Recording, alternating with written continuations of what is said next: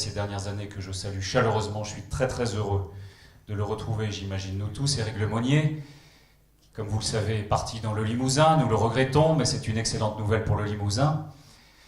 On est très heureux de te retrouver, mon cher Éric. Tu nous feras part de tes réflexions. Le CRA Bretagne est en pleine mutation. C'est vraiment un chantier du quotidien. Moi, j'ai deux préoccupations par rapport au CRA, ce qui me permet de saluer les équipes de l'association Jeunet d'Or du Finistère, qui a désormais la charge, le mot est choisi, du nouveau CRA en Bretagne.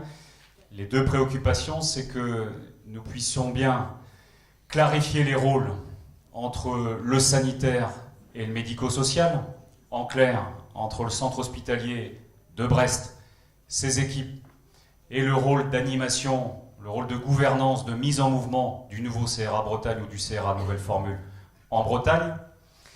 Et la deuxième préoccupation, et j'en ai parlé récemment avec le directeur de l'ARS Bretagne, c'est qu'on articule mieux, qu'on articule bien ce qu'on appelle le niveau 1 et le niveau 2. Et pour le dire de manière concrète, je milite depuis longtemps afin de clarifier le positionnement et le rôle des CAMS. Vous savez que l'ARS a lancé, à la demande de quelques-uns d'entre nous, un audit sur l'état des CAMS en Bretagne. Les arbitrages se prendront en fin d'année. Mais vraiment, à mes yeux, cette articulation entre le niveau 1 et le niveau 2, c'est précieux. D'abord pour l'efficacité des dispositifs. Deuxièmement, pour qu'on ait des équipes complémentaires. Troisièmement, qu'on réduise les délais. Et quatrièmement, pour qu'on ait des partenariats développés et approfondis sur l'ensemble de la région. 3, sur l'éducation.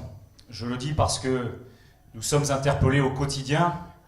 Madame Guinard, vous le savez bien, vous qui œuvrez en ce sens, et je salue votre action. Nous sommes interpellés au quotidien par les familles et c'est normal. Et en particulier lors de la journée mondiale de l'autisme.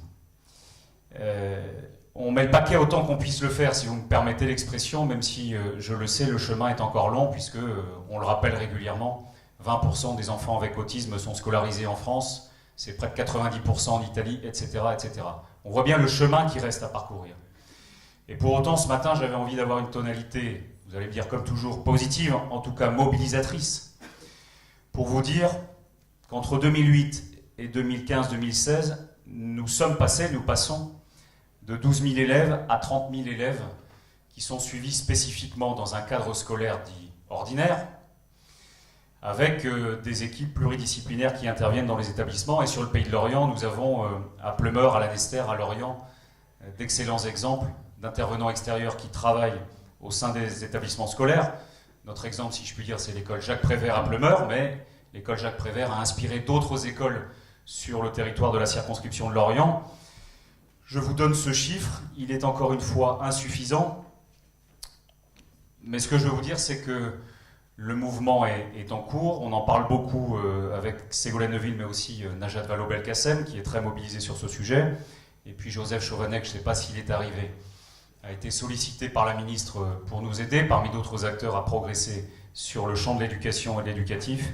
En tout cas, sachez bien que pour nous, c'est vraiment un combat quotidien. 4, sur les services et places, nous avons 17 000 places spécifiques en France, sur les 490 000 dédiés au handicap d'une manière générale, 17 000 plus les 3 615 prévus par le plan. Alors en Bretagne, on est mobilisé, le département aussi, bien évidemment, il fait ce qu'il peut dans un contexte pas facile, je le sais, cher Jean-Rémy. L'important pour moi, c'est la gouvernance. Les places, c'est un sujet. Mais la gouvernance, ça en est tout autant. En clair, entre l'ARS, entre les départements, entre les MDPH ou les MDA, c'est selon, les familles, les associations, les collectivités locales, que nous puissions progresser en termes de gouvernance. Moi, je constate que depuis 2-3 ans, la gouvernance s'est nettement améliorée dans le Morbihan entre les uns et les autres. C'est positif, il faut le dire. On a encore du chemin à parcourir, mais je considère que l'évolution va dans le bon sens.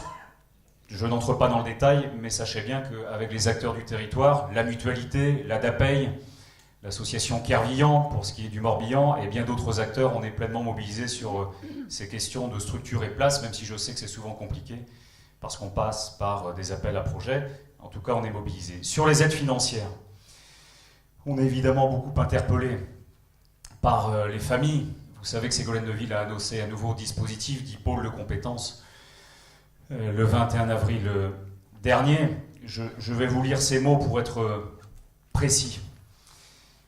Ça ne règle pas tout, ça ne réglera pas tout, mais c'est une avancée significative pour les aides financières aux familles. Nous mettons en place, dès aujourd'hui, 21 avril, un système très souple qui va permettre de financer et de réguler ces interventions et ces professionnels choisis par les parents qui pourront passer une convention ou un contrat avec des structures médico-sociales. Ces contrats permettront donc d'organiser leurs prestations à domicile, à l'école, point de suspension, et de les payer en fonction des prestations directement délivrées aux enfants et aux adultes autistes et aux parents. Les familles qui ont déjà recours à de tels professionnels pourront les proposer à ces pôles pour qu'elles conventionnent et elles n'auront plus rien à payer. Voilà, ces pôles de compétences et de prestations externalisées, c'est le jargon, se mettent en place en ce moment. Encore une fois, je sais très bien que ça ne règle pas tout, mais c'était une des préoccupations exprimées par les familles, ça le reste bien sûr, je le sais, et pour ma part, je suivrai bien évidemment la mise en œuvre de tout ça. Je termine sur le packing,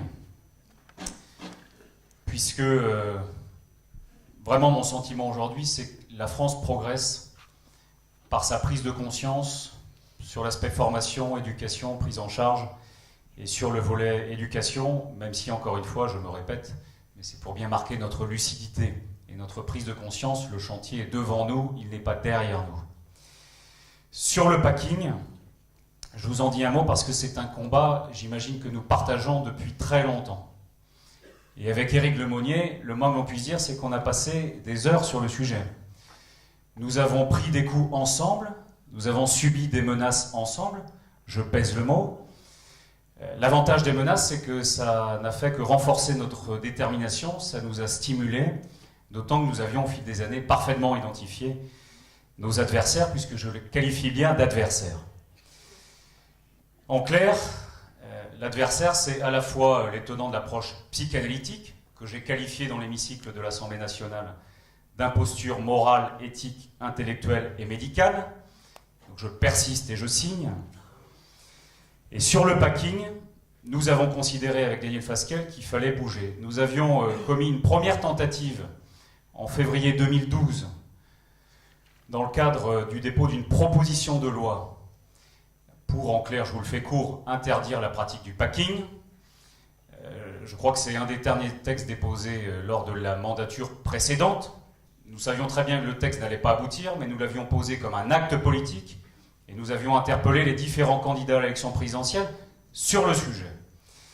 Et si je puis dire, Daniel et moi, nous avions commencé par nos candidats respectifs. Depuis, nous avons fait cheminer les esprits, nous avons continué à préparer la bataille avec l'ensemble des acteurs. Ségolène Neuville, notre ministre, qui, je le dis, comme Roselyne Bachelot à l'époque, comme Marie-Arlette Carlotti, est une femme courageuse. Je constate d'ailleurs que les femmes ont été bien courageuses sur ce sujet et elles continuent. Et je n'oublie pas Valérie Létard par ailleurs en le disant. Sur le packing, l'ONU, lors de son comité des droits de l'homme en février, vous pourrez retrouver le texte sur le net, comité des droits de l'homme de l'ONU qui a rendu des conclusions début février. L'ONU considère ce que nous avons toujours considéré, mais l'ONU le dit et l'écrit clairement, le packing comme un acte de maltraitance. La position du gouvernement français, officielle, elle est également celle-là. Elle considère le packing comme un acte de maltraitance. Le premier acte qui a été posé depuis cette prise de position de l'ONU, c'est-à-dire ces derniers jours, c'est l'envoi aux ARS d'une circulaire qui précise la chose suivante. Aucun contrat d'objectifs et de moyens à l'avenir ne sera signé avec les structures médico-sociales. Aucun financement ne sera accordé si la pratique du packing est reconnue dans les établissements concernés. Je précise que par ailleurs, le ministère met en place une procédure de signalement pour l'ensemble des familles. Si les familles, sous une forme ou sous une autre, constatent que le packing est pratiqué dans tel ou tel établissement à leurs enfants, voire à d'autres enfants, c'est une responsabilité partagée.